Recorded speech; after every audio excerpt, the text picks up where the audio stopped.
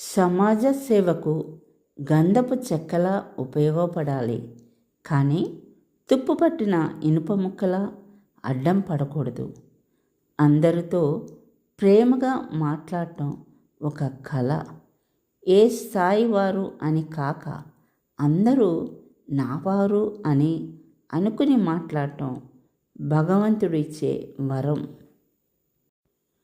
కెరటాలు కాళ్ళ దగ్గరకు వచ్చాయని సముద్రాన్ని చులకనగా చూడటం ఎంత తప్పో, ఎదుటివారి మంచితనాన్ని చేతకానితనంగా చూడటం కూడా అంతే తప్పు.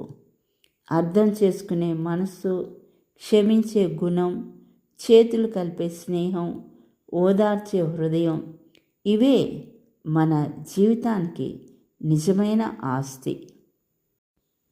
మీకు నచ్చినట్టు ఎప్పుడైతే బతకడం మొదలు పెడతారో అప్పుడే మీరు చాలామందికి నచ్చకుండా మిగిలిపోతారు. జీవితం ప్రశాంతంగా సాగాలంటే నీ బలహీనతలు ఎవ్వరికీ తెలపకండి. ఇతరుల బలహీనతలు తెలుసుకునేందుకు ఆసక్తి చూపకండి. పదవిని చూసి వచ్చే మర్యాదలు ఎక్కువ రోజులు ఉండకపోవచ్చు, కానీ మన ప్రవర్తన చూసి వచ్చే మర్యాద ప్రాణం పోయే వరకు ఉంటుంది. అసూయ ఎక్కువైతే ఆనందం దూరం అవుతుంది. అహంకారం ఎక్కువైతే అందరూ దూరం అవుతారు.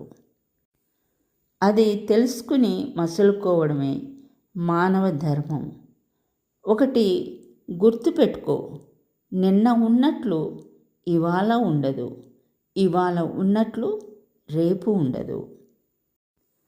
అందుకే ఎవరి మీద ఎమోషనల్గా డిపెండ్ అవ్వకు. ఎవరు నీతో ఉన్నా లేకపోయినా నువ్వు స్ట్రాంగ్గా ఉండాలి. చేసిన తప్పు చిన్నదైనా ఒప్పుకోవాలి. ఇచ్చిన మాట ఎంత పెద్దదైనా నిలబెట్టుకోవాలి.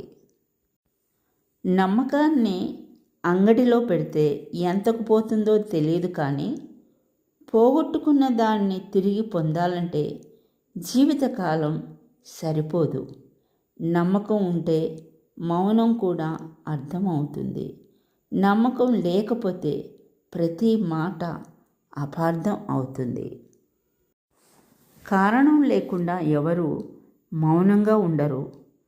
కొన్నంత బాధ ఒక్కోసారి మాటల్ని పైకి రానివ్వకుండా తొక్కి పెడుతుంది.